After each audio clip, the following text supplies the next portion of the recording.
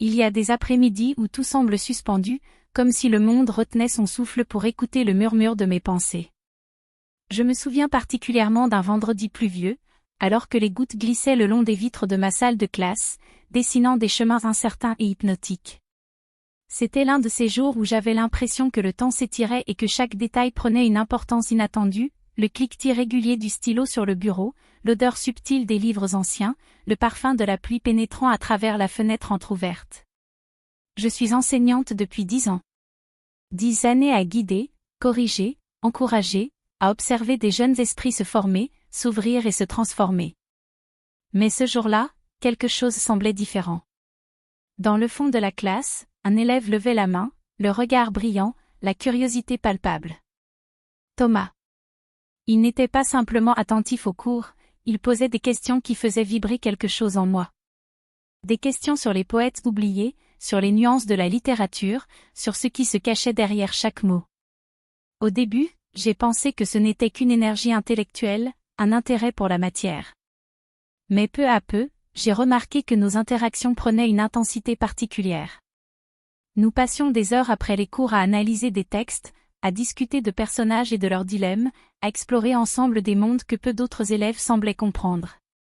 Ces moments, dans la bibliothèque presque vide, étaient comme une bulle suspendue, un monde à part où la voix de Thomas résonnait d'une manière étonnamment réconfortante, où ses observations semblaient ouvrir des portes en moi que j'avais oubliées. Un après-midi, alors que nous étions seuls pour travailler sur un essai littéraire, Thomas s'est penché pour montrer un passage qu'il n'arrivait pas à formuler correctement. Je me suis approchée pour lui indiquer une correction, et nos mains se sont effleurées brièvement. Ce contact, si furtif, a déclenché une chaleur subtile, inattendue. Nous avons échangé un regard, un sourire, comme si nous partagions un secret que personne d'autre ne pouvait comprendre. Puis, la pluie s'est intensifiée et le monde extérieur s'est estompé. Nous étions là, absorbés par notre travail, mais aussi par cette complicité silencieuse qui se tissait entre nous. Je sentais mon cœur battre un peu plus vite, non pas à cause de ce qui était interdit, mais à cause de l'intensité pure de cette attention partagée, de la présence de quelqu'un qui écoutait vraiment, profondément. Après quelques heures, nous avons quitté la bibliothèque ensemble pour marcher jusqu'au café du coin. La rue était déserte, et le vent faisait virevolter les feuilles mortes autour de nous. C'était un moment suspendu, presque irréel, où chaque mot échangé semblait peser plus lourd que la réalité. Nous avons parlé de nos rêves, de nos espoirs, des voyages que nous voulions faire un jour. Et à travers ces échanges, j'ai découvert en moi des émotions que je n'avais pas ressenties depuis longtemps, la légèreté, l'émerveillement, la curiosité pour la vie et pour l'autre. Cette proximité, cette attention, était une danse subtile entre l'émotion et l'esprit, où chaque geste, chaque sourire, chaque regard se transformait en un frisson délicat et presque interdit, mais parfaitement sûr. Thomas avait cette capacité à m'embarquer dans ses pensées, à m'entraîner dans des conversations qui me faisaient oublier le temps, qui faisaient battre mon cœur plus vite, et qui me rappelaient la personne que j'étais avant les routines et les obligations. Ce premier après-midi, pourtant ordinaire à première vue, a marqué le début d'une série de moments où chaque rencontre avec Thomas devenait un voyage émotionnel intense. Les heures passées ensemble, seuls, dans l'intimité d'une bibliothèque silencieuse ou d'un café tranquille, me rappelaient que la proximité, l'écoute et la complicité pouvaient réveiller des sensations oubliées, des émotions vibrantes, des frissons que l'on pensait perdus pour toujours. Les jours suivants, chaque après-midi passait comme une danse délicate entre routine et excitation. Thomas arrivait toujours quelques minutes avant la fin des cours pour me poser des questions, discuter d'un texte, ou simplement vérifier un détail. Il avait cette façon de s'installer dans la classe, concentré, sérieux, mais avec un sourire qui semblait éclairer la pièce. Je me surprenais à attendre ces moments avec une impatience discrète, comme si chaque interaction me donnait un souffle nouveau. Un mardi, nous étions seuls dans le bureau après la sonnerie. La pluie tombait à verse dehors, martelant les vitres avec une régularité presque hypnotique. Thomas tenait un livre ancien, et nous avons commencé à lire à voix haute, l'un après l'autre, en nous corrigeant mutuellement sur les intonations et le rythme. À un moment, alors qu'il lisait un passage particulièrement sensible, il leva les yeux vers moi et je vis une curiosité dans son regard qui me fit frissonner. Je m'approchai légèrement pour montrer une nuance dans la prononciation, et nos épaules se frôlèrent presque sans que nous nous en rendions compte. Un instant suspendu, où la bibliothèque semblait disparaître autour de nous. Je sentais la chaleur de sa présence, une énergie vive et attentive, qui me rappelait des sensations oubliées, un mélange de plaisir intellectuel et de simple humanité, un frisson presque imperceptible mais bien réel. Après cet exercice, nous avons continué à travailler sur ces essais littéraires. Parfois, nous nous penchions tous les deux sur la même page, partageant les mêmes notes, nos mains se rapprochant accidentellement. Ces petits contacts, anodins en apparence, étaient cependant chargés d'une tension douce et palpable. Ce n'était pas une attraction interdite, c'était simplement une proximité rare, presque magique, où deux esprits se rencontraient pleinement. Un après-midi, Thomas avait apporté une vieille carte postale d'un écrivain célèbre, trouvée dans un marché aux puces. Nous étions assis sur le tapis de la bibliothèque, penchés sur la carte, analysant chaque mot, chaque dessin. Nos genoux se touchèrent légèrement, et un rire échappa à Thomas lorsqu'il lut une phrase particulièrement drôle. Ce rire était contagieux, et je me surpris à sourire plus que je ne l'avais fait depuis longtemps. La pièce semblait devenir plus chaude, plus intime, comme si les murs s'étaient rapprochés pour protéger notre monde fragile et silencieux. Après ces séances, nous sortions parfois ensemble pour marcher dans les rues humides de la ville. Nous parlions peu, simplement, mais nos regards et nos sourires faisaient passer des messages invisibles.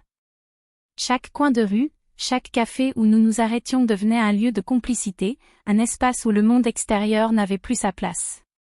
Ces moments étaient précieux, car ils me rappelaient que l'amitié et la compréhension profonde pouvaient créer une intimité intense, sans franchir aucune frontière. Un soir, alors que le soleil se couchait derrière les collines et que les couleurs dorées inondaient la bibliothèque, Thomas et moi étions seuls pour relire un passage d'un roman que nous devions présenter à la classe. Je l'avais invité à s'asseoir près de moi sur le tapis, et il s'installa légèrement trop près, juste assez pour que je sente sa présence à chaque respiration. Nous étions concentrés sur le texte, mais j'avais conscience de chaque mouvement, de chaque inflexion de voix, de chaque geste de sa main. Je me penchai pour montrer une correction, et nos mains se frôlèrent de nouveau.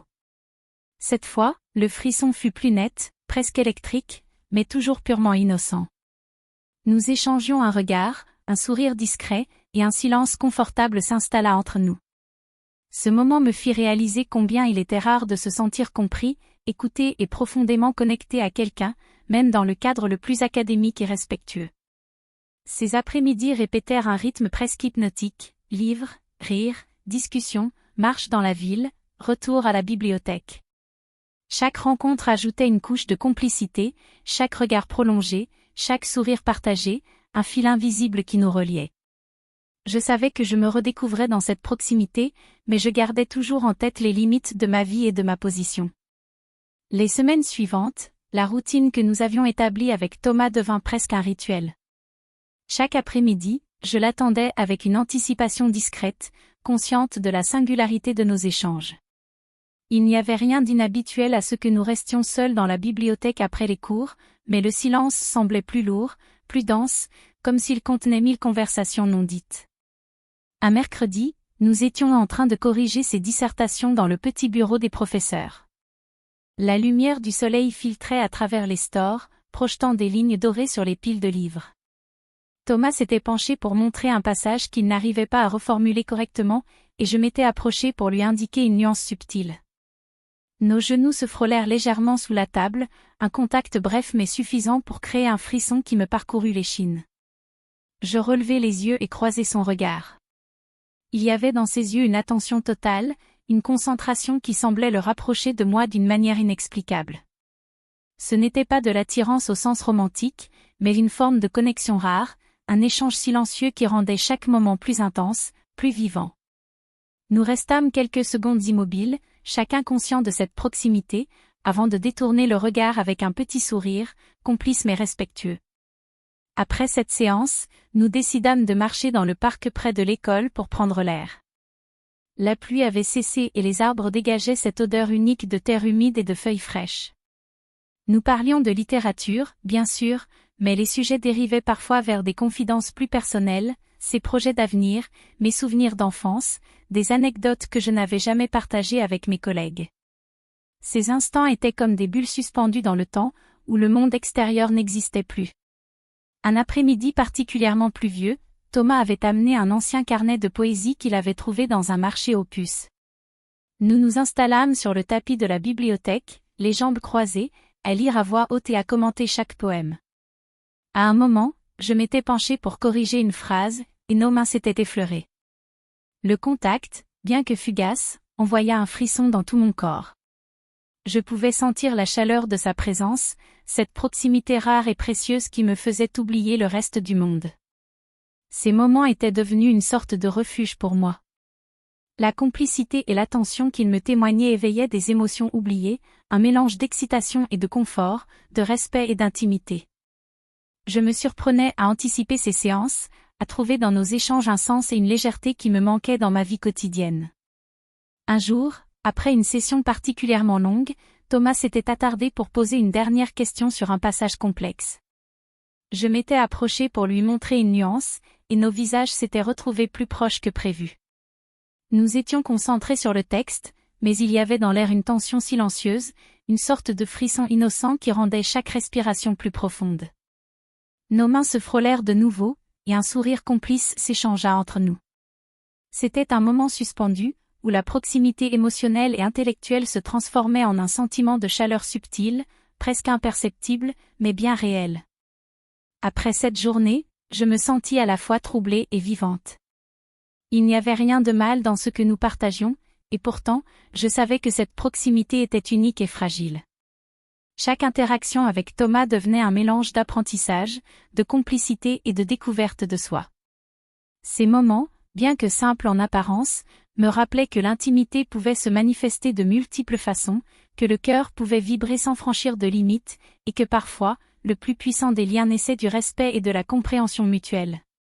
Les jours suivants, notre routine continua, chaque rencontre avec Thomas ajoutant une nouvelle couche à cette complicité unique.